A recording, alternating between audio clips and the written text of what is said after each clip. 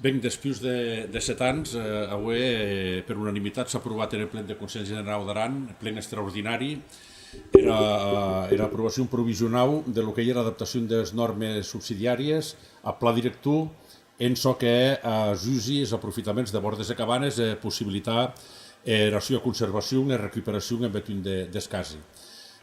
Com a digui, han estat 7 anys de treball intens, de moltes amassades, força amassades amb els alcaldes, amb els serveis tècnics dels ajuntaments, des de l'oficina de Consell General d'Aran, amb la Direcció General d'Urbanisme.